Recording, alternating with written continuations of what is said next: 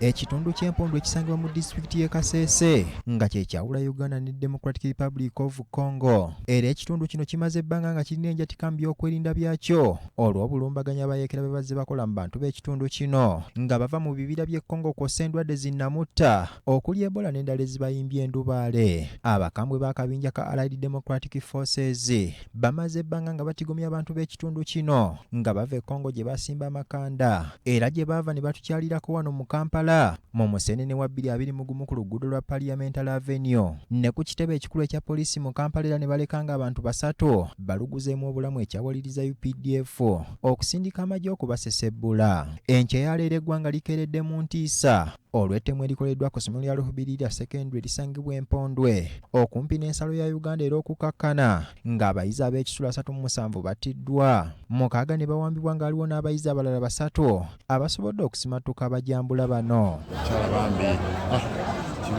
Kitegerekese nti abayizi basangiddwa mu bisulo byabwe nga beebase. Abayeekera ne babasanjaga nga bakozesa ebijambiya n'ebbomu enkolerero oluvannyuma ne bamalamu omusubi. They met Mrs. Director in his room.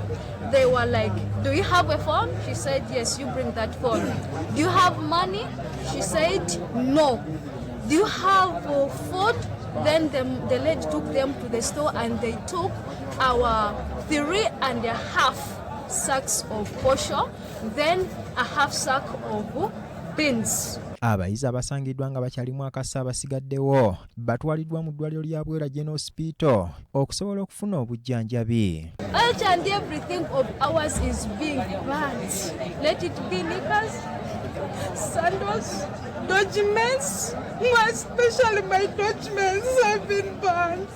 Nebatta abaana awo naawo nga Nebatta abaana 22 naye abalala ne babasula mu bbomu 17 abo nabo ne bafa mu community. Nebatta abantu 2 so wamu kati enamba ey'abafudde yatuuse ku 41 anamu. Major General Dick olumu akulira ebikwekweto bya UPDF e Congo ebiyiga bakambwe ba ADF ebyatumibwa Operation Shujja agumizza abatuuze mu kitundu kino ng'ebyokwerinda bwe biri ebinywevu era tewali muntu agenda kubatuusaako bulabe wadde nga abasabye okukwataganira wamu ne UPDF bagiyambeko okufuna amawulire aganaabayamba okukwata abatujju bano. So kila mtu kuwa alert, kama naona mtu ambaye hapana elewa kamata, sio kwamba tunaenda kumfunga.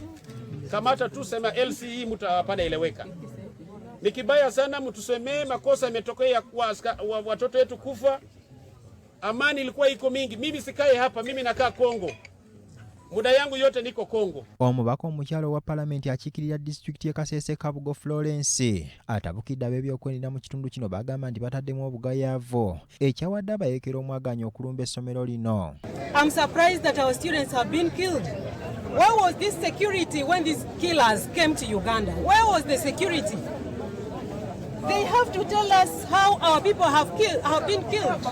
Why have they been killed, our students? Omubaka wa gavumenti e Kasese Lieutenant Joel Walusimbi ng'ali wamu ne mmeeya w'ekitundu kino nabatuuseeko mu kitundu okulaba ogubaddira bagumizza abatuuze ng'embeera y'ebyokwerinda bw'etabeeraliikiriza. Nimekaa chini na waomba mtueleze hao watu ambao wanafanya madhambi kwa sababu mnawajua. Narudia kueleza mtu anakaa anapika chakula. Minisita w'ebyokwerinda n'obutebenkevu bw'eggwanga Vincent Bamulanga Kisempijja n'omwogezi w'amagye Brigadier General Felix Kulaije bategeezezza nga bwe bamaze dda okuyungula abawanvu n'abampi okusamba ensiko okufuuza abatujju bano era mu kaseera katono bakugombebwamu obwala. Tutunuulira buli we basobola okuyita, tutunuulira basobola okulumba ebifo bayinza okulumba naye era eri ku boda nga bwalabye nti bakoze ne bayingira ne batta ne badduka nga budde tebunalaba olaba nti era bakikola nga tibalina mirembe. Amagye agagobera bali abatujju tegana kuza report kuba tulina okutunula abaana abo naye nga tukimanyi nti bakutte ekkubo erigenda mu Virunga National Park. Bulumbaganyi tebwewunyisa olwa akazito ketubataddeko mu ndeeri bagezaako tuzza eno era okulumba wano nga bwe bakola n'entoloko luli kugezaako kutuzza eno tubave mu buufu naye neeno tulina amagye.